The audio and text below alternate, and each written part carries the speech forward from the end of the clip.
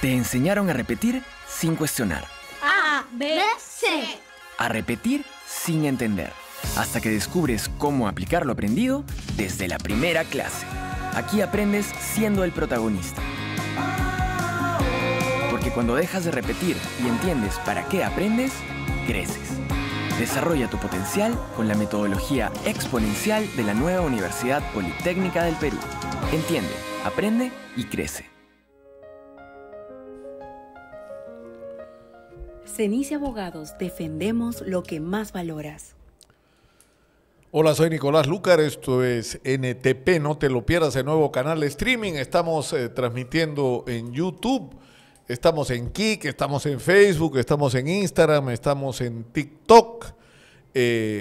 Para suscribirse, los convocamos a que se suscriban. La suscripción es gratuita, por lo menos por ahora. Ahorita llegamos a los 100,000 suscriptores, ya pasamos la barrera de los 80,000. Es bien fácil, está acá en la pantalla, @NTPstream, ahí estamos. Suscríbanse, más adelante va a haber beneficios para los suscriptores VIP, los suscriptores premium, pero ahora lo que nos interesa es lentamente ir creciendo. Tenemos ya una programación, tenemos que 1, 2, 3, 4, 5 programas en este momento al aire. Van a seguir sumándose otros programas variados, diferentes. A mí lo que me toca es hacer esta franja de lunes a viernes a las 7 de la noche, donde yo les voy a presentar todos los lunes a una persona en una secuencia que podríamos llamar mi persona favorita, gente a la cual yo le tengo mucho aprecio, con la que ahora que lo pienso me doy cuenta que no tengo coincidencias sobre muchas cosas, pero tenemos una amistad de muchos años y es gente valiosa que yo quisiera que ustedes conozcan, porque la mayor parte de ellos son gente famosa, pero quiero que conozcan el lado personal, compartir con ustedes ese lado distinto de las personas que yo quiero presentarles. Vamos a hacer la campaña electoral con nuestra secuencia Se Necesita Presidente o Presidenta. Lo vamos a hacer 2, de repente hasta 3 veces a la semana, porque tenemos 36 candidatos y solo 3 meses para hacerlo. Y vamos a hacer los días viernes algo que a mí me parece que va a ser un aporte significativo al debate nacional. Es un programa especial que se llama Proyecto Plan Perú. Este viernes estrenamos Proyecto Plan Perú. ¿De qué se trata? O sea, el Perú es el país de las oportunidades en este momento y nunca nos ocurrió el guano, nos ocurrió, ¿no es cierto?, el caucho, el salitre, pero nunca nos pasó que todo se juntara a la vez. Tenemos todos los minerales que el mundo necesita, tenemos los productos de agroexportación, de la alimentación saludable que el mundo necesita, tenemos los puertos para conectar al mundo, a los dos lados del mundo, tenemos una capacidad y una potencialidad de pesca no solo industrial, sino para alimentación. Tenemos la Amazonía, tenemos agua, que es lo que falta en el mundo, tenemos potencial turístico, es decir, podría seguir, porque la lista es bien larga de todas las oportunidades que tenemos y este es el momento de aprovecharla. Entonces, lo que nosotros queremos hacer con el Proyecto Plan Perú es mostrarle lo que éramos en algún momento o tratamos de ser, lo mal que andamos ahora, pese al crecimiento económico, pero sobre todo lo que podríamos hacer si somos capaces de juntarnos a hacer lo que el Perú necesita que hagamos. En 20 años somos un país del primer mundo y se van a sorprender ustedes. Este viernes estrenamos nuestro especial Proyecto Plan Perú con trenes y ahí se van a enterar ustedes que el primer tren de Sudamérica se hizo acá, que en un momento hemos tenido que 65 trenes funcionando simultáneamente. Hoy tenemos 9, penosamente 9. Y somos los últimos de la fila, los últimos. O sea, Bolivia tiene más trenes, más kilómetros de trenes que nosotros, es una vergüenza simplemente. Pero las posibilidades de hacer cosas caen de espaldas. Van a ver, o sea, vamos a ser el candidato 37 en estas elecciones, porque vamos a tratar de poner sobre la mesa la discusión sobre todo lo que podemos hacer en el Perú si nos ponemos las pilas. Estoy muy entusiasmado ya con este tema porque además vamos a introducir la inteligencia artificial para contar las historias, ¿no?, para mostrar las cosas. Es un proyecto espectacular. Alfredo Pomareda, que está a cargo de él, no duerme hace días trabajando en esto, y van a ver ustedes el resultado, porque todo lo que hace Alfredo Pomareda lo hace bien, ¿no? Es un capo, ¿no? ¿Han visto ustedes el programa ese Evidencia Oculta de Dani Tsukamoto, ¿no? O sea, ¿quién creen ustedes que ha hecho el primer lugar el año pasado en el rating en los programas dominicales? Los programas periodísticos, no. Evidencia Oculta. Evidencia Oculta, el programa producido por Dani Tsukamoto, realizado por Alfredo Pomareda y antes por Fabricio Escajadillo, pero en la última fase por Alfredo Pomareda. Y ha sido un éxito. Le ha ganado a todos los... No ha habido ningún programa que le pueda ganar los domingos. Bueno, Alfredo está trabajando este proyecto con nosotros y van a ver ustedes lo que va a resultar. Y vamos a hacer muchas otras cosas más, ¿eh? Estamos trabajando documentales, van a ver ustedes lo que viene. Primero, el agradecimiento a nuestros auspiciadores, no podemos olvidarnos de eso, por supuesto, a la Universidad Politécnica del Perú, donde no solo aprendes teoría, sino que la pones en práctica con una infraestructura moderna, tienes clases en inglés y la metodología de aprendizaje exponencial, tienes todo lo que necesitas para destacar en el mundo laboral y, por supuesto, estás licenciada por SUNEDU. Además, nuestro agradecimiento a Cenice Abogados, un estudio comprometido con defender lo que más valoras, un estudio completo en el que cada abogado se especializa en su área legal, ofreciendo soluciones integrales y especializadas para que tomes decisiones legales con la seguridad y confianza que estás haciendo lo correcto. Tú los puedes encontrar ahora, además, en su nuevo centro de asesoría inmediata, ubicado en la avenida Arequipa, 2661A en Lince, 2661A en Lince, a solo 2 cuadras de Javier Prado. Y finalmente, nuestro agradecimiento a los amigos de Bryson Hills Perú y a su proyecto Ciudad Industrial Huachipa Este, que te ofrece todo lo que tu empresa necesita, el mejor lugar para invertir en forma segura. Puedes obtener tu lote industrial a precios 100% accesibles, con financiamiento directo y a la tasa de interés más competitiva del mercado. Es la única ciudad industrial con la mayor cantidad de empresas actualmente operativas y han vendido ya 2.4 millones de metros cuadrados a proyectos y a desarrollos industriales en este momento en actividad. La ciudad industrial Huachipa Este es el eje industrial de los grandes empresarios. Y antes de seguir adelante con el programa del día de hoy, yo quiero decir algo. Las imágenes que hemos visto del presidente José Gerí encapuchado vergonzosamente, poniéndose una cartera adelante, no sé para qué, para que piense que no dude si era hombre o mujer el que estaba entrando. ¿A dónde? A un edificio donde hay un chifa a reunirse con un empresario, Chi Huan Yang. Cuando se ha puesto en evidencia, porque no ha podido negar que esto ocurrió, que clandestinamente, siendo presidente de la República, medio disfrazado, se va a reunir con un empresario chino, dice que se fue a reunir porque estaban coordinando las actividades para la celebración de la amistad peruano-china. Encima nos miente, es mentira. Es mentira. En el Perú las actividades de la amistad peruano-china se hacen en el Chifa o Restaurante Royal. El señor Andrés de los Ríos tiene una participación activa y está sentada la gente de la embajada china. Y no lo hacen a escondidas, lo hacen con la luz prendida. Y con todo el mundo viendo y se toman fotos de cada uno de estos eventos. Encima el presidente nos miente. ¿Qué cosa hacía con este señor Chi Huan-Yang? El señor Chi Huan-Yang tiene como abogado a Nicanor Boluarte, fíjense ustedes qué casualidad. Y tiene un problema, aparte de un montón de negocios medio truchos ahí que le andan cuestionando, ¿no? Por sus incumplimientos a las obligaciones de la ley en el Perú. El señor tiene una hidroeléctrica y no ha cumplido. Y se le acaban los plazos y va a perder la concesión que ganó. ¿Y quién tiene que decidir si la concesión continúa o no? El presidente de la República.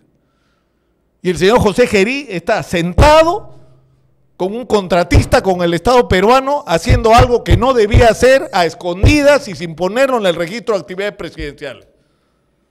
Si fuera Castillo lo hubieran tirado por la ventana, vacado, hace rato.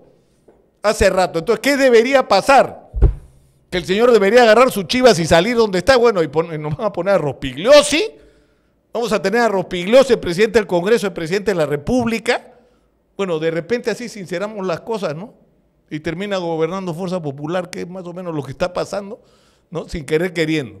Pero bueno, así estamos. Y es absolutamente lamentable. O sea, José Gerí tiene que recibir el mensaje. Estamos hartos de esto. Y no nos va a impresionar con la remangada de camisa y estar con su sonrisa así. Necesitamos respuesta. La crisis de inseguridad es agobiante. Mañana hay paro de los transportistas en Lima y Callao. Y el señor está haciendo lobbies, porque eso es lo que está haciendo lobbies el presidente de la República. Por Dios, ¿dónde estamos? Y encima nos miente, que es lo que más cólera da. Mejor lo dejo ahí, porque si digo todo lo que pienso termino preso. Empezamos el programa del día de hoy. Se necesita presidente. ¡Vamos!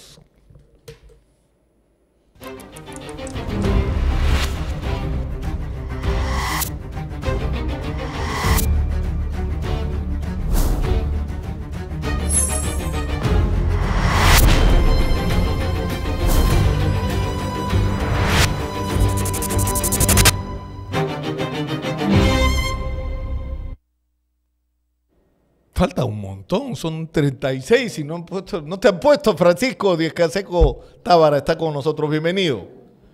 Gracias por estar con nosotros. Gracias por la invitación, Nicolás. Tú eres candidato a la presidencia de la República, pero yo creo que a estas alturas es importante porque te has dado cuenta que está bien sesgado, ¿no es cierto? Solo se habla de 3 o 4 o 5 candidatos, los otros es como que no existieran, ¿no? Yo he denunciado a Datum porque ha hecho una encuesta totalmente manipulada el día domingo. Y te lo quiero... Sí, me piden que te acerques un poquito al... Sí, te lo quiero mostrar, Nicolás, con cifras. Ya sabemos que las encuestas son truchas, que son pagadas. A mí me han querido cobrar otras veces. Pero el domingo, esta encuestadora ya tuvo la osadía de publicar una encuesta en la cual pone, primero, nivel de conocimiento de los candidatos presidenciales. Dentro de sus 1.200 encuestados, hay un 32% que dice conocer quién es Francisco Díez Canseco. Al renglón seguido preguntan por quién votaría usted, y aparecen los de siempre, y luego ponen a todos los demás, y al final ponen a Francisco Díez Canseco con 0 votos. ¡Cero! 0. O sea, ni siquiera yo voto por mí. Eso, ¿sabes qué cosa? Ya es grotesco, ¿no? Grotesco en primer lugar porque estadísticamente no cabe semejante barbaridad. En segundo lugar, es extraño que en 384 personas de las 1.200 que me conocen, ninguna vote por mí. Y en tercer lugar, porque ponen que su rango de error es 2.8% para arriba o para abajo. Si yo estoy en 0, yo no puedo estar en un rango de error, yo soy 0. Claro. Tú puedes tener rango de error si tienes 2 y dices, bueno, y además ese rango de error, si tienes 2 puedes tener 5 o puedes tener -1. Ese tipo de encuesta no te la publican en ninguna parte del mundo. ¿Por qué? Porque si me permites, voy a dar lectura, no, el celular me quedé sin carga, pero en fin, hay 2 asociaciones internacionales, la World Opinion Association, entre otras, que señalan claramente que cuando hay un resultado técnico que es, como este caso, inválido, se explica y no se publica. Y no te lo publica en ningún medio. Aquí lo publicó el Diario del Comercio. Sin asco. Oye, Díez Canseco tiene 0, pero un tercio del país sabe quién es. Pero ¿qué es lo que esto implica, Francisco? Pancho? Implica que está manipulada la encuesta. Pero hay algo más que te quiero señalar, si me permites. En el Perú solamente está regulado legalmente que las encuestas se pueden publicar hasta una semana antes de la elección. Pero en otros países hay normas de carácter ético y una de las cuales se llama el polling push. ¿Qué significa eso? Que se hace la encuesta para empujar determinadas candidaturas, pero no con el objeto de presentar una estadística real. Eso está regulado, porque ocurre y puede ocurrir en todas partes del mundo. Acá en el Perú se hace impunemente, con absoluta impunidad. Pero ¿sabes lo que a mí es decir, yo creo que en el Perú está pasando algo que no se puede tapar el sol con un dedo. O sea, hemos tenido un crecimiento económico que es innegable, porque ha habido cosas que se hicieron bien y parte de ese resultado son los niveles de crecimiento, pero hubo cosas que se hicieron muy mal también, ¿no es cierto? Que ese crecimiento no le alcanzó a la mayoría de la gente, los beneficios de ese crecimiento, y eso ha generado una sociedad mayoritariamente descontenta, ¿no es cierto? Que electoralmente se va a expresar. Entonces, lo que resulta sorprendente es que te dicen, el 75% de la gente no sabe por quién votar, pero los candidatos son 1, 2, 3 que son los favoritos. Oye, pero no corresponde eso con la cantidad. Porque o sea, ¿de qué me estás hablando? ¿De que esta gente que tú me estás diciendo que tiene 12, 8, 10, el porcentaje que sea, corresponde a ese 25, 30%? No, corresponde a la cartilla. Si tú estás por razones de coima, o por razones de presión política, o por razones de presencia empresarial metido adentro del ajo, entonces te ponen en la cartilla. Y la persona dice, a ver, ¿por quién votaría usted estos 5? Si no te ponen en la cartilla, no existes. A mí me ocurrió. Me pusieron en la cartilla en una de estas encuestadoras y fui subiendo hasta el 4%. Y un día me llaman y me dicen, ¿sabe usted? Necesitamos apoyo económico. Yo dije, yo no doy apoyo económico. Ustedes bailen con su pañuelo. Al siguiente mes yo estaba en 0. Me sacaron de la cartilla. Hasta de 4-0. Pasé de 4-0. Eso es lo que está pasando hoy en Perú. Pero es parte de lo que se llama corrupción sistémica. Y tú has dicho una cosa muy cierta. Ha crecido espectacularmente la economía. Pero fíjate bien, durante el periodo de Fujimori, los 10 años, la pobreza en el Perú no se redujo un punto. 0, según cifras del Banco Mundial. Hasta el gobierno de García Pérez tampoco se redujo un punto. Cuando entra García Pérez, creo que te acuerdas, en 12 meses bajó 16 puntos. Eso no lo quería ni García, porque era mentira. Entonces lo que ocurre es eso, hay tremenda desigualdad, hay tremenda pobreza, dentro de un crecimiento espectacular. El año pasado hemos crecido 3% pese a todo. Pero ¿dónde está la distribución? Claro, pero tú le dices a la gente, en 2025 crecimos el 3%, ¡yeah! Y miras la ¿Dónde cara está, y la pues? gente dice, oye, Claro. ¿en qué momento ese crecimiento me llegó? Porque he trabajado más que nunca, he ganado menos que nunca. Es decir, no estoy feliz con la vida No, que tengo, le que es sigo lo que le pagando- pasa a la mayoría de los ciudadanos. Claro, y le sigo pagando el cupo al Tren de Aragua. Yo acabo Claro. de estar recorriendo San Juan del Lurigancho y en el camino paré a comprarme un helado y conversé con el heladero, está por ahí, lo hemos puesto en las redes. Digo, ¿cuál es? Miren, me dijo que a mí todos los días me sacan una cantidad. Claro. No en helados, sino en billetes. Entonces, yo quiero seguridad. Y si tú hablas como lo hago yo todos los días en los recorridos que estamos haciendo, con los tenderos, con los comerciantes, todos se quejan de eso. 4.000 bodegas han cerrado el año pasado por la extorsión, porque no podían pagar lo que les estaban pidiendo. Y sobre eso, ¿qué hace Geri? Repetir el cuento de Boluarte. Bueno, está repitiendo a Boluarte, está replicando a Castillo con Zarratea. Claro. Es una réplica. Es una réplica de varios. De varios, una ¿No? réplica de varios, ¿no? Ahora,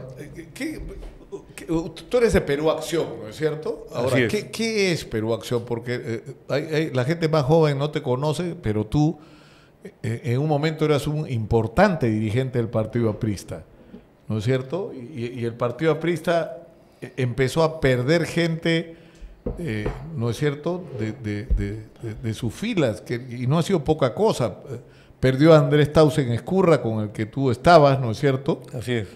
que yo nunca me voy a olvidar que él tenía una frase que decía que en el Perú no se puede ser conservador, porque en un país donde hay que cambiarlo todo, ¿qué es lo que vas a conservar? Es espectacular el viejo. Y bueno, han perdido es decir, sectores importantes. Luna de Podemos viene del APRA. Elías Rodríguez ha sido secretario yo diría que más general. bien se libraron de Luna. Sí. Pero Elías Rodríguez, que es un dirigente que fue secretario general del Partido Aprista, que ahora está en Podemos, hizo un movimiento en La Libertad, tenía como 40.000 afiliados, más que muchos partidos nacionales.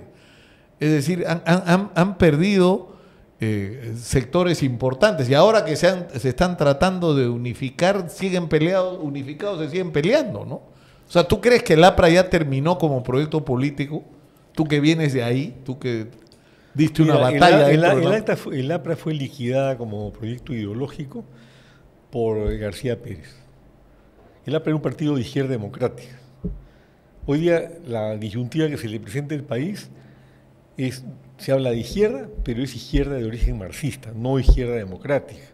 Y en el otro lado no hay ideologías, lo que es un populismo de derecha. Se habla de derecha, pero ahí yo no veo ideología. Yo he almorzado con Casta en Chile hace unos 4 o 5 años. Me invitó a almorzar a un restaurante que tiene su familia en el centro de Santiago, hablamos 4 o 5 horas.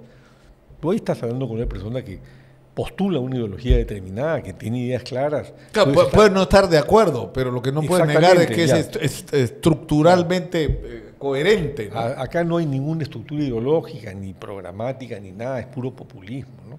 En el caso del APRA, la posición de Aya La Torre era una posición socialdemócrata con la que yo estaba totalmente de acuerdo, y luego se desviaron. Pero luego la desviación básica y fundamental ha sido de carácter moral. A Townsend y a mí nos expulsaron, no es que me separé ni que me fui, no, me expulsaron del APRA. Entonces, a mucha honra, porque como me lo dijo Andrés, que es un hombre tan inteligente un día, me dijo, mira, estamos en un ómnibus pintado de rojo y con asientos, si tú eres tú, amarillos, ¿ya? Y si ahora subimos de nuevo, va a estar igualito, pintado de rojo, con asientos amarillos, pero ese va al norte y este va al sur.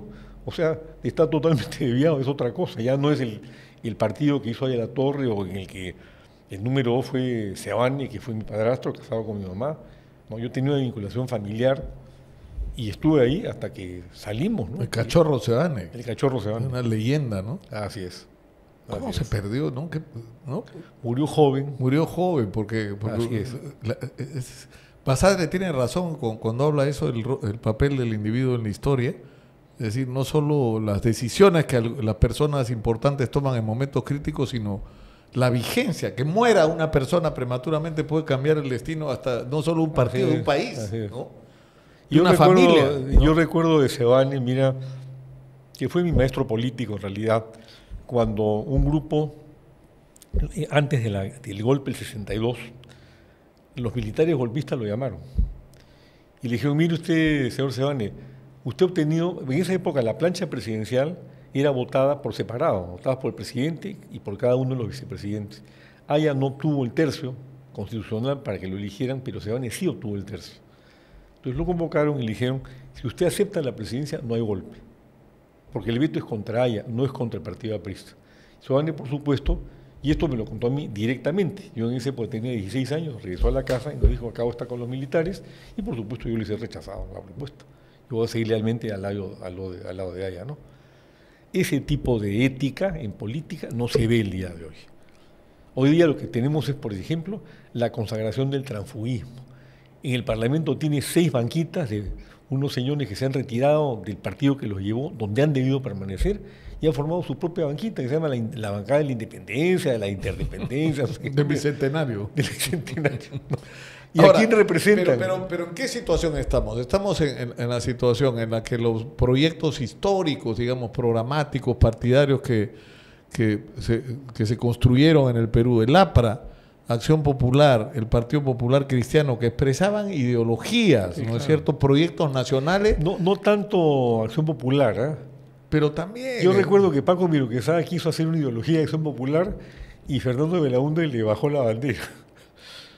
Claro, porque Belaúnde era un gran político, pero también con un gran sentido de la oportunidad. Él se jaló a la izquierda para ganar. Claro, él ganó las elecciones con el voto de la izquierda, eso está claro, ¿no? Pero sin embargo era de alguna manera un proyecto, ¿no es cierto? Era un partido enorme, además con presencia nacional, que se podía dar el lujo de no ir a la Asamblea Constituyente porque la convocaban los militares y ganar las elecciones presidenciales. Cosa que decidió el mismo día, tú sabes. Sí.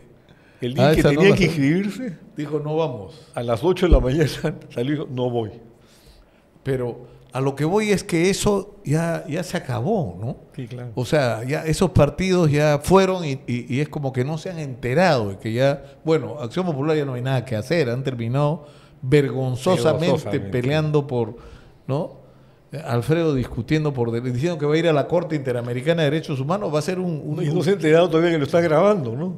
Porque claro, cada cosa que dice no le cuente porque a nadie. Va a ir a la Corte y va a exponerse a la vergüenza de que le van a poner sobre la mesa documentos que acreditan que votaron por él delegados que nunca habían sido electos, pero en fin.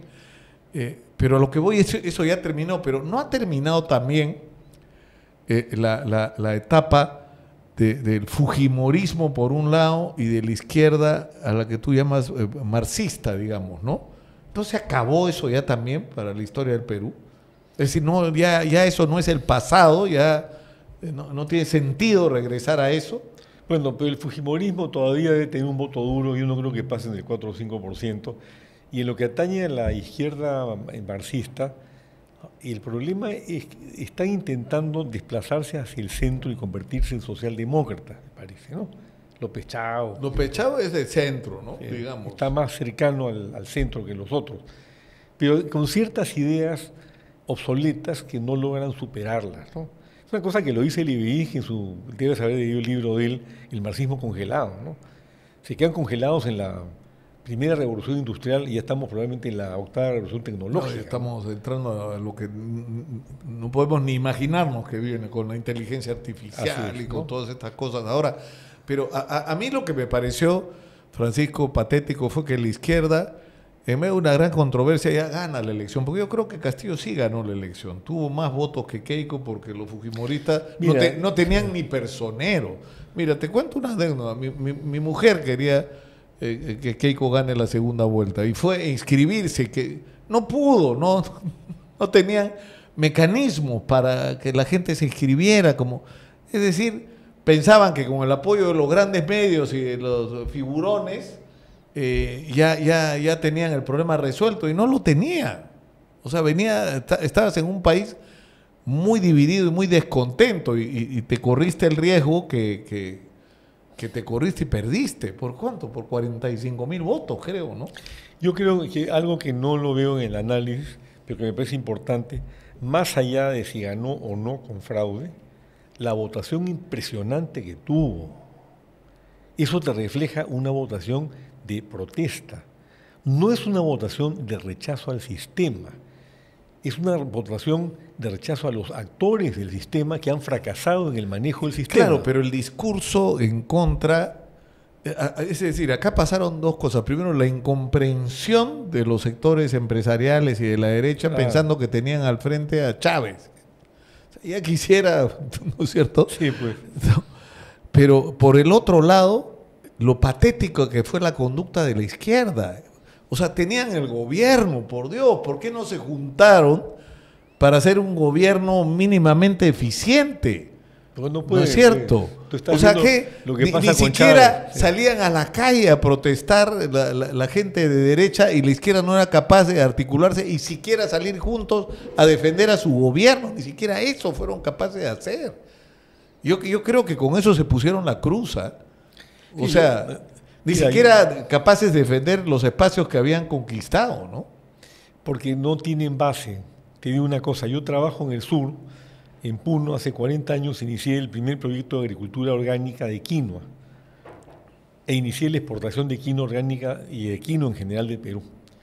Puedo apreciarme de que en esa época, cuando llegué a Puno producía 7.000 toneladas anuales y en la década del 40 había producido 50.000 toneladas. Hoy día producimos 80.000 toneladas y somos el primer productor y exportador de quinoa del mundo. Pero lo que yo veo en Puno, ¿no es cierto?, no es que sea gente de extrema izquierda, ni mucho menos, son empresarios, las mamachas que manejan Puno, por lo menos en el campo con las que yo trato, ¿no?, y que se compran para el baile de la quinoa faldas que cuestan 10.000 soles, ¿no es cierto?, y que además chambean duro y han logrado pasar de los techos de Ichu a los techos de Calamina. Lo que quieren ser son empresarios, emprendedores, crecer, tener acceso al crédito, progreso, darle educación a sus hijos, mejorar cada vez su capacidad productiva. Y no se les ha dado nada, porque esa es la realidad, se la han levantado ellos. Ahora, yo creo que ante lo que estamos, Francisco, es ante un momento de transición donde... Y en medio de una tremenda polarización, que yo creo que la mayoría de gente está harta del discurso de odio. Así es.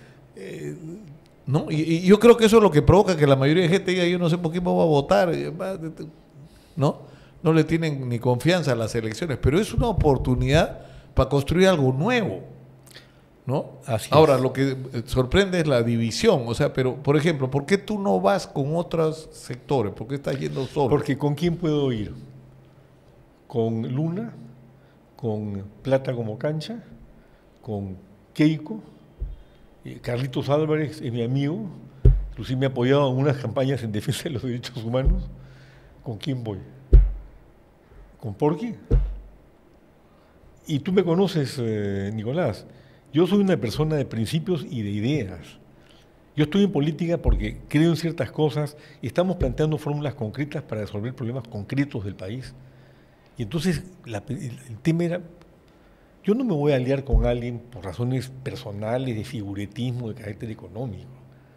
Sí creo que al final tendrá que haber una gran alianza de todos los peruanos para resolver problemas. Al final lo que va a ocurrir, yo creo, conforme se vaya acercando la elección, que la gente se van a ir decantando las cosas, la gente va a ir decidiendo por quién vota en función, pero en función, yo creo, primero de propuestas que sintonicen con los sentimientos de la gente.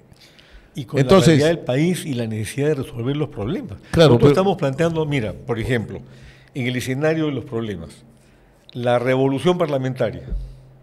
Estamos viendo un parlamento que cada día cuesta abajo en la rodada. Ahí hay 80 zánganos que quieren reelegirse y que han sacado una ley ad hoc para que solamente puedas reelegirte si tienes la categoría de congresista. O sea que prácticamente se le hicieron ad hoc, como otras cosas más que han hecho, ¿no? Nosotros planteamos, número 1, revocatoria del mandato. El pueblo los pone, el pueblo los quita. Número 2, se elimina el sueldo. Dieta parlamentaria si concurren al pleno o si van a las comisiones de trabajo. Tercero, se elimina la semana de turismo. Porque esa semanita... De representación parlamentaria que le dicen. No, de turismo, pues. Es lo que hace. Y la reemplazamos por la obligación de tener una oficina abierta, como ocurría con los tribunos de la antigua Roma, las 24 horas del día al servicio del pueblo que los eligió. Eliminamos, por supuesto, el transfugismo. Tú entras a tu bancada, te retiras por razones ideológicas, como dices, sales, te vas a tu casa. Claro. Chao, entra el accesitario. Y finalmente eliminamos los 7 asesores o 8 que tienen ahora. Yo tuve una secretaria, me manejé. Sí, me acuerdo que en esa época reclamé que, por ejemplo, en la Comisión Bicameral de Economía que yo integré hubiera un asesor, porque el único que iba era Don Donim y concurría 2 horas todos los días jueves. Claro, que es lo lógico, ¿no? Que el personal, los asesores estén en las comisiones, en las bancadas. Así es. ¿No es cierto? Ahora, el otro día hicimos el cálculo con Pepe Chevasco, creo que fue, o con César Delgado Guembes, que tiene mucha experiencia parlamentaria, y nos salía 28 personas por congresista. Imagínate. 28. O sea, por cada uno de los congresistas hay 28 personas trabajando en el Congreso. Y lamentablemente ha habido un deterioro de la función la parlamentaria porque no están ahí por sus calidades, ¿no? Por sus cualidades profesionales, por su preparación, están ahí porque son del partido, porque... Chancaron. ¿Y sabes lo que pasa? Que el Estado se ha convertido en un botín. Si tú lo mides a nivel municipal, en las 4 últimas elecciones, el 96% de los alcaldes han terminado acusados de corrupción. Los gobernadores regionales anteriores se despidieron del cargo el año pasado, antepasado, con 587 denuncias penales. El presidente del Congreso, el anterior, Soto, 56 denuncias penales. Salguana, que quiere ir a la reelección, amo y señor de la minería ilegal, pretendió meter 3 proyectos de ley que, si hubieran sido aprobados, legalizaban la depredación de la Amazonía. Y Gerí, aparte de su nuevo zarratea, pues un zarratea lo que le ha pasado, acusado de violación sexual, que se la han enterrado porque llegó a la presidencia del Congreso, acusado de coima, que no se ha aclarado, acusado de sacar toda la autoridad, presidente de la República, viejo. Aquí hemos ido cuesta abajo en la rodada. Qué bestia, ¿no? Qué bestia, ¿no? Es increíble, es una cosa impermisible. Yo estoy en esta aventura, si tú quieres llamarla así, porque yo creo que todos tenemos la obligación de defender a nuestro país. Yo tengo hijos y nietos, tengo 2 hijos chiquitos, uno de 5 años y una bebé de 2 años. Yo no voy a dejar... No le voy a dejar que tienes hijos tan chiquitos. Sí, tengo 2 hijos chiquitos. Hemos vuelto a empezar. Sí, ahí vamos caminando. Ahí me están reclamando, quieren que lo lleve a la playa. Y dije, oye, para tu en campaña. Ahora, ¿cómo enfrentar, o sea, cómo propones tú enfrentar la crisis de inseguridad? Porque al final, cuando de repente escucha y dice, vamos a hacer la de Bukele, y yo lo pido, porque ni siquiera saben quién es Bukele. Ni siquiera saben quién es Bukele. Que eres del Frente Farabundo de Liberación, porque era del Frente Farabundo, así fue electo alcalde, como miembro del Frente Farabundo. ¿Y qué es el Frente Farabundo? El partido que venía de la guerrilla. Por Dios. Y ni Facundo siquiera- Martín, te voy a decir, un héroe democrático, porque cuando la Liga Comunista quiso jalárselo, él rechazó, por eso lo empezaron a atacar. Y se mantuvo como un independiente, pero por supuesto en contra de la dictadura, en defensa de los derechos del pueblo, en busca de la justicia social, ¿no? Entonces, aquí no hay una concepción de lo que es Bukele. Yo escuchaba el otro día al presidente de Guatemala que decía, nosotros no podemos copiar a Bukele porque es otra realidad. Claro. ¿Qué planteamos nosotros? Primero, el eje central de la inseguridad en el Perú es la corrupción policial, fiscal, en los juzgados y en el INPE. Te voy a dar algunas cifras del INPE que te vas a quedar impresionado. Entonces, nosotros planteamos la creación de un organismo de control externo, denominado Consejo Nacional de Moral Pública, que va a estar integrado por personas probadamente intachables, le vamos a checar hasta el pañal que usaron cuando recién nacieron, ¿no? Y esa gente va a ser elegida no por nosotros, hacemos una selección en base a una convocatoria. Yo tengo el proyecto de decreto de urgencia listo para soltarlo el 29 de julio, y entran por voto popular, se hace un referéndum para que los elijan. En el Perú tenemos que terminar una cosa que sostiene Orwell, ¿no? Orwell dice, un país gobernado por personas elegidas por el pueblo, pero que son ineficientes y corruptas, en ese país el pueblo no es víctima, el pueblo es socio.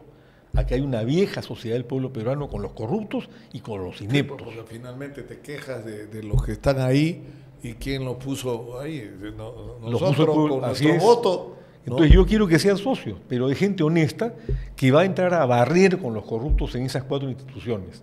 Esa es la primera medida que se tiene que hacer. No es un tema de motocicletas, de patrulleros, de computadoras, sino quién las maneja, ¿no es cierto? Mira, ese mensaje tuyo, únete a la revolución, únete a Perú Acción. Sí, vamos a hacer una revolución. Esa es la idea. No una revolución sangrienta, pero una revolución.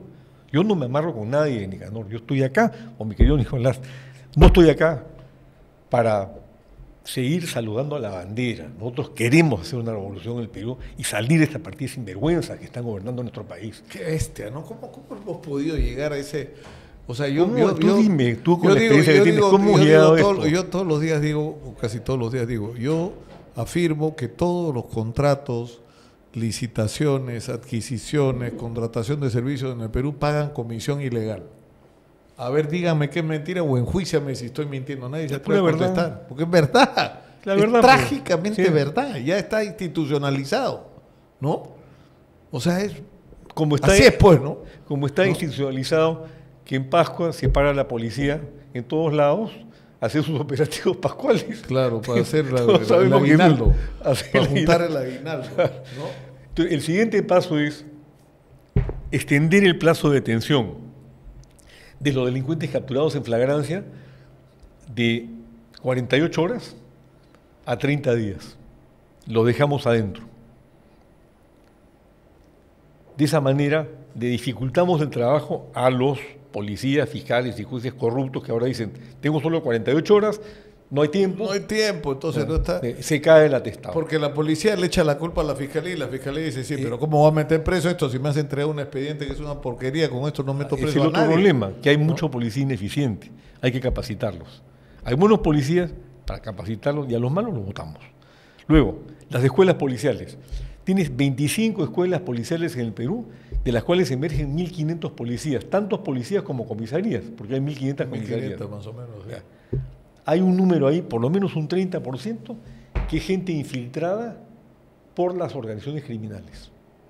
A esos hay que filtrarlos. Salen con el uniforme y salen con el arma de reglamento a delinquir. Claro, porque lo que nos está pasando es al revés, ¿no? Lo lógico sería es que las instituciones tutelares, las instituciones, ¿no es cierto?, como la policía, deberían infiltrar a las organizaciones criminales. Nos pasa al revés, Al ellos revés. lo tienen infiltrado a nosotros. Al ¿no? revés, exactamente, ¿no? Y el otro tema es las juntas vecinales. Yo he visto un experimento que un equipo nuestro del partido hizo en Huacho, hace un par de años. Pusieron su centralita, sus videos, ¿no?, en 2 barrios y detectaban a los delincuentes, daban la voz de alarma a la policía y a veces la policía no funcionaba porque estaba recibiendo la suya. Entonces, por eso es un plan integral. Yo creo que si ponemos los videos, las centralitas y la gente sabe que tiene una comisaría a disposición, vamos a bajar sustancialmente la delincuencia. Hace poco yo concurrí a un centro comercial, por razones de seguridad no voy a decir dónde, me reuní con los comerciantes, muy importante este centro comercial, no es broma, ¿no? Y al final uno de ellos se me acercó y me dijo, doctor, no le va a decir nadie lo que yo le voy a decir. Aquí le pagamos cupo al tren de Aragua. Y le dije, ¿y por qué no llaman a la comisaría? Dijo, porque el cobrador es un policía. Claro. Eso es lo que tenemos al frente. Entonces, el plan nuestro cubre corrupción, si no tapas la corrupción. Y hablando del INPE, como te decía, mira, el INPE maneja 68 penales, en los cuales todos los meses se levantan 50.000 soles. Una bolsa de 3.400.000 soles que va, ya sabes a dónde, arriba. No importa el tamaño del penal, todos tienen la misma obligación.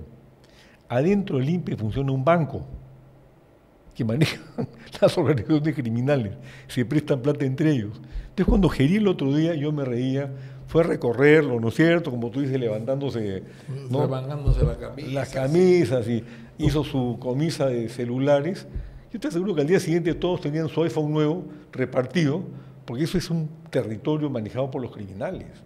Eso tenemos que cerrarlo, y sobre todo las autoridades. Todo está corrompido ahí, todo está corrompido. Este es un caso de corrupción sistémica en un Estado Es que, que no mira, se... yo hablaba con Iván Paredes, que es el presidente del INPE, que yo lo conocí hace años cuando yo trabajaba en Latina, él era abogado de Latina, Ya. con Baruch en esas épocas, ¿no? Gloriosas, como extraño a Baruch. Andamos medio peleados últimamente, me tengo que amistar con él. Pero él veía todos los temas penales del canal, de los periodistas, pero sabes, los periodistas estamos siempre bajo asedio, ¿no? Y mantuve contacto con él, y él fue el que me llama un día y me dice, oye, Susana Villarán es mi cliente y quiere confesar. ¿Quiere confesar? Yo le digo, ya el lunes. No, hoy, me dice, pero es sábado. Le digo, no tengo programa, no importa. Inventa un programa. Entonces yo llamo a la gente de la radio, a los Capuñay, y me dicen, ya, la mierda, abrimos el espacio, ¿no? O sea, interrumpimos la programación porque hay una entrevista con Susana Villarán y Susana cuenta que recibe plata de los brasileños. Ahí estaba Iván. Y yo le digo, ¿y por qué? ¿Está Iván ahí? Iván era el abogado. Y le digo, ¿y por qué? No, es que no se vaya a arrepentir de acá hasta el lunes, me dice, porque tiene mucha gente que le habla. Pero después se peleó con ella porque a él le dijo 3 palos y eran más de 10, ¿no? Eran 11 o más, ¿no? Pero en fin.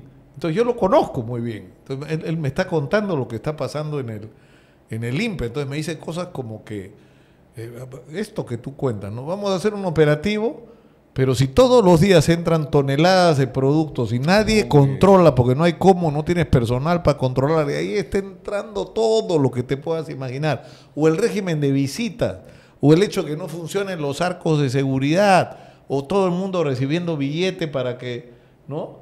Para que pase todo lo que tenga que pasar, o el tema de las comunicaciones, todo alrededor de los penales, donde no debería haber viviendas, está Así lleno es. de casas con antenas, o sea, me dice, esto es que es imposible, me dice, o sea, tengo que hacer operativos todos los días en todos los penales, todos los días en todos los penales, o sea, esa es la realidad. Entonces, ¿qué tendrías que hacer? Una reingeniería Y además personal, el hacinamiento, ¿no? tiene 100.000 Claro, presos y tienes capacidad presos para que no 40.000. deberían estar presos y 70% que ¿no? simplemente no han sido juzgados. Entonces, ¿no? mira, las cosas que él me ha estado contando de lo que he ido encontrando en penales, entonces él dice, ya, yo creo que tiene buena voluntad, él dice, yo quiero hacer cosas, o sea, eso del frontón ya por supuesto lo archivó, ¿no es cierto? Pero, o sea, se necesitan penales de alta seguridad y no hay, pues, entonces por lo menos hagamos pabellones de alta seguridad, ¿no es cierto? Pabellones pero ahí viene el problema de que hay que restringir las visitas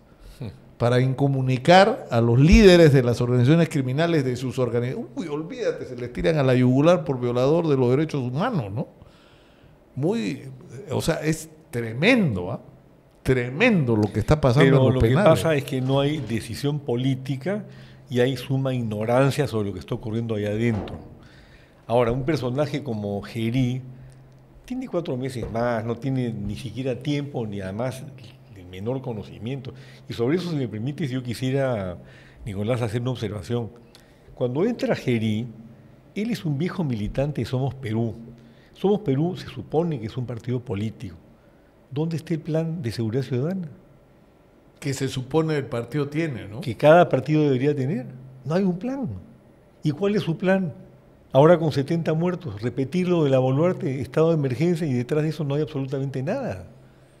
Parte del tema es ese, la improvisación, el oportunismo de quienes... Eso es verdad, ¿no? Es decir, no es que Gerí es la persona de Gerí. Gerí es un militante orgánico del partido Somos Perú que Tiene, creo que, participó en 20 las años, últimas ¿no? elecciones, que ha gobernado, tiene 400 alcaldes, ha gobernado el distrito de La Victoria, que es un distrito bravo. O sea, ya han sido con Harold, no con Harold, perdón, con George, candidato a la presidencia. Que es Harold a la sombra. Y no puede ser que no... no, pero lo peor es este caso del empresario, acá lo tengo preguntado, Xi Guangyan. ¿Qué hace reunido? Haciendo lobby. O sea, Gerí, eres el presidente, huevón, no puedes seguir haciendo lobby como cuando eras congresista. Por lo o menos, sea, gestionando oye, intereses. Decir, me gusta el guantán y el Chihuahua, vengo a su chifa y no quiero que me vean. O sea, buscar algo más creíble. Que no, pero ese invento meternos, de la amistad peruano-china, o sea, ¿de qué está hablando? O sea, hay una tradición de la celebración de la amistad peruano-china. Del Año Nuevo Chino. Tú conoces a Andrés de los Ríos, ¿no es cierto? Que administra el Royal, alto amigo de Alan, que se fue con Alan a Europa. Es aprista, pero así hasta el tuétano. Alanista. Bueno, amigo de Alan, ¿no? Ya. Amigo muy cercano de No, Alan. pero he ido varias pero veces. él es muy amigo de los chinos. Muy amigo de los chinos. Entonces, además, la gran celebración la hace Erasmo Gón, ¿no? Del Año Nuevo Chino. Claro, el Año Nuevo Chino, pero la amistad peruano-china ocurre pues en el Royal, no en un chifa en San Borja. Y hay un local ahí en el Campo de Marte, que es el local de la amistad peruano-china. Pero ahora, ¿qué va a hacer de nosotros, Francisco? Dime, ¿qué nos vamos a hacer el 12 de abril? Se va a ir, yo digo, concentrando la votación, ¿no es cierto? En el Perú siempre se ha polarizado la votación, ¿no? Si tú analizas las elecciones de los últimos 30 o 40 años, se va reduciendo el espacio político a 3, 4, 5 partidos. No vas más allá de eso. Eso es lo que va a ocurrir. La mayor parte de estos 36 candidatos pertenecen no a partidos, sino a cascos que simplemente no tienen base, no tienen ideología, no tienen programa, no tienen nada. O sea, esos van a desaparecer, ¿no? Es lo que yo creo que va a ocurrir. Y luego vamos a ver quiénes son los que llegan a la final. Lo que yo veo con temor, y una de las cosas que intenté frenar desde la mesa del diálogo de la OEA, cuando propuse y logré que se aprobara la franja electoral, porque yo la inventé hace 25 años, es que la democracia peruana no se convirtiera en una plutocracia, o sea, en el manejo de los que tienen billete. Los que tienen billete para poner publicidad son los que, ¿no? Así es, ¿no? Pero ahora veo lo que, bueno, no ocurrió en esta oportunidad, sino esa ley la cambiaron, no la ley original que yo promoví, por la cual, por ejemplo, a los partidos que no tienen bancada parlamentaria les dan 1/3 de la asignación que los que tienen bancada parlamentaria, con los cuales el Perú no quiere saber nada. ¿Qué es esto? Y la otra cosa que también es increíble es que te mandan una serie de normas diciéndote lo que tú puedes decir. A mí en la anterior, o a nuestro partido en la anterior, en las primarias, nos devolvieron 3 spots porque no estaban de acuerdo a las reglas de juego que estableció la OMPE. Y eso es sobre contenido. Sobre contenido. Están regulando el contenido. Entonces, esas son cosas que se tienen que modificar. El sistema electoral peruano está desgraciadamente distorsionado. Te hacen una auditoría para determinar si tus comités funcionan.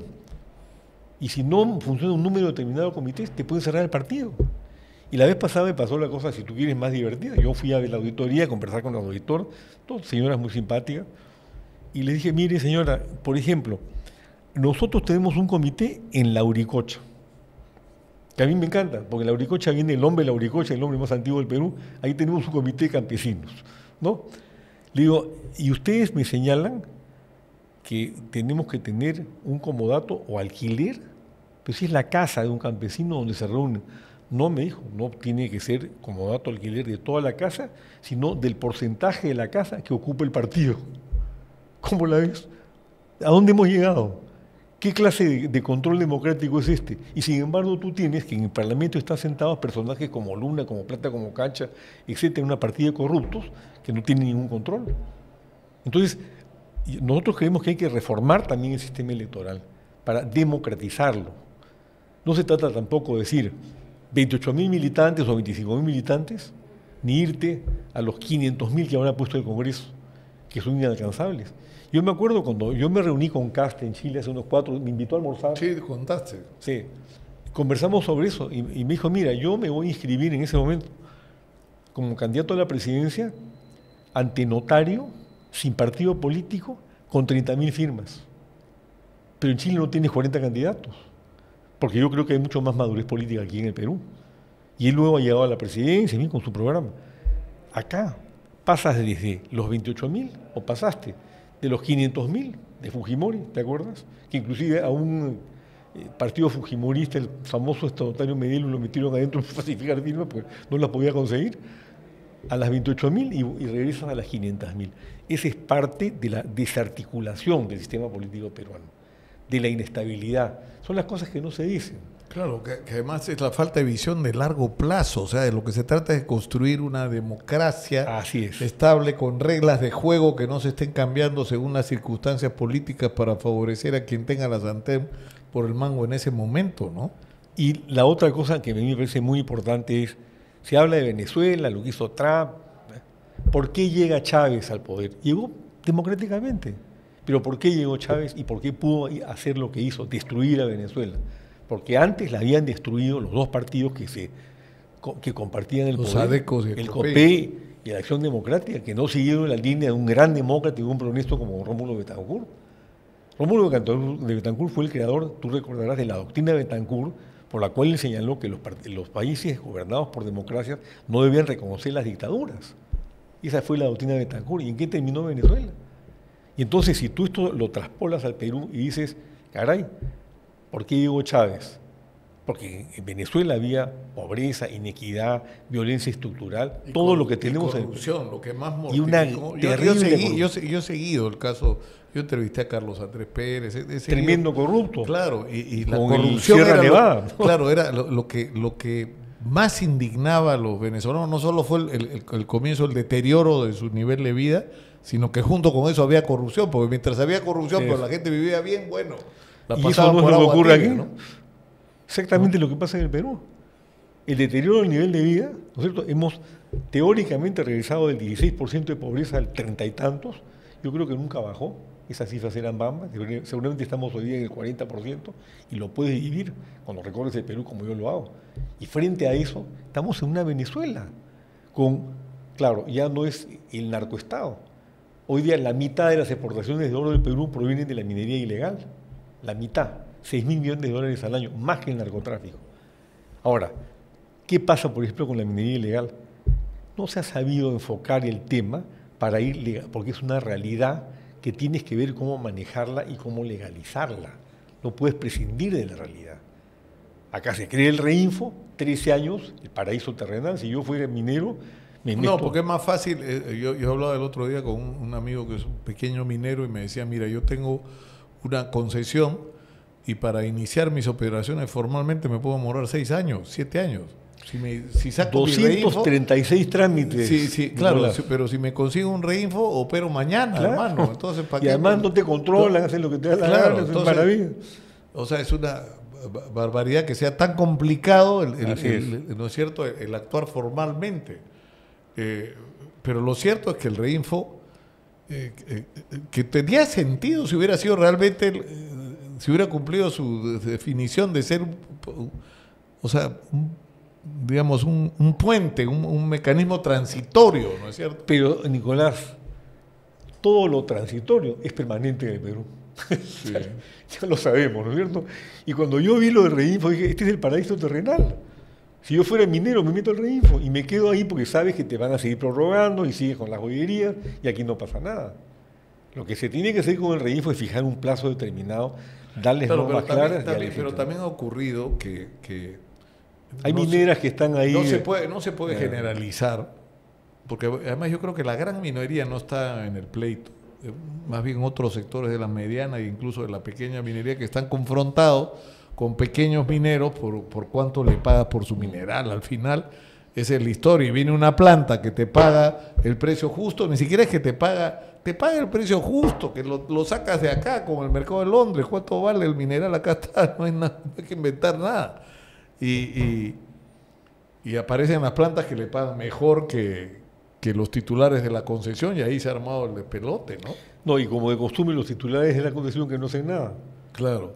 Simplemente han hecho el ese es denuncio. un tema, ¿no? Que es bien Sí. delicado, porque no hay que actuar irresponsablemente, creo yo, o sea, pero alguna revisión tiene que haber del régimen de concesiones, ¿no? O sea, no puede ser, o sea, tienes que simplificar los procedimientos para que el proceso de explotación minera sea rápido, que es lo que necesitamos.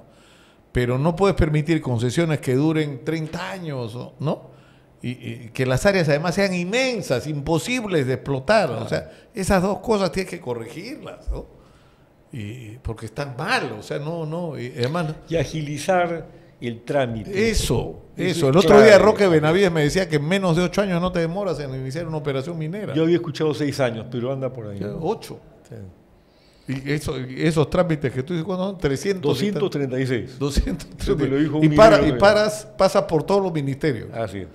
¿Y Y eso, cuánto? 236, y eso, pues regresas, rebotas, te llevan Claro. por aquí y seguramente tienen la Y coima. plin, en Así todos es. lados suena la caja, ¿no? Ahora, tenemos que ir terminando, Pancho, y yo quisiera que vas a poner el cronómetro, ¿para qué? ¿Cuánto? No, pues en 1 minuto, ya, a ver. En 1 minuto, mándale un mensaje a tus electores. ¿Ah? Con mucho gusto por la invitación, Nicolás. Perú Acción es un partido de gente honesta, de chamba como yo. Yo soy un mediano empresario que inicié el primer proyecto de quino de exportación en Puno hace 40 años y sigo trabajando en el campo. Nosotros queremos realizar una revolución pacífica a través de nuestro programa de gobierno Mano de Hierro. ¿Y por qué digo mano de hierro? Porque no nos amarramos con nadie. Nuestro único amarre es con el pueblo de Perú, con los niños anémicos, con los muchachos antiguos y acreditados de pensión 65 que reciben una miseria de lo que debería llamarse burla 65, con los de la generación Z, que con razón salen a pitear a la calle porque no tienen empleo y no tienen educación, con los discapacitados, con 1/3 de la población que no recibe atención cuando hay 100.000 psicólogos en el Perú y padece enfermedades mentales.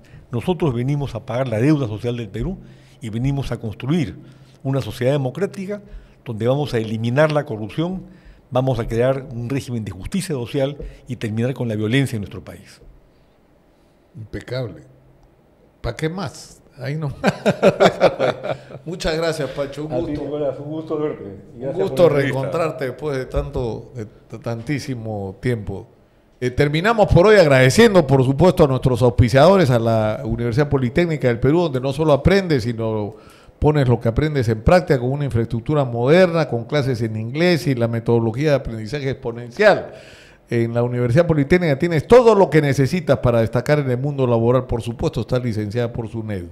Nuestro agradecimiento también a Cenice Abogados, un estudio comprometido con defender lo que más valora, con un estudio completo en el que cada abogado se especializa en su área legal, ofreciendo soluciones integrales y especializadas para que tomes decisiones con seguridad y confianza. Encuéntralos en su nuevo centro de asesoría inmediato ubicado en la avenida Arequipa 2661A, en la avenida Arequipa en Lince, a solo 2 cuadras de Javier Prado. Y finalmente nuestro agradecimiento a Bryson Hills Perú y a su proyecto Ciudad Industrial Huachipa Este, que te ofrece todo lo que tu empresa necesita, el mejor lugar para invertir en forma segura. Acá puedes obtener un lote industrial a precios 100% accesibles, con financiamiento directo y la tasa más competitiva del mercado. La única ciudad industrial con la mayor cantidad de empresas operativas, más de 2.4 millones de metros cuadrados ya vendidos.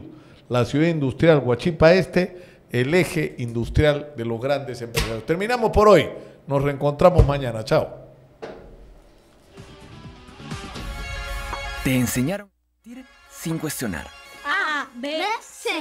a repetir sin entender, hasta que descubres cómo aplicar lo aprendido desde la primera clase. Aquí aprendes siendo el protagonista. Porque cuando dejas de repetir y entiendes para qué aprendes, creces. Desarrolla tu potencial con la metodología exponencial de la nueva Universidad Politécnica del Perú. Entiende, aprende y crece. Cenicia Abogados, defendemos lo que más valoras.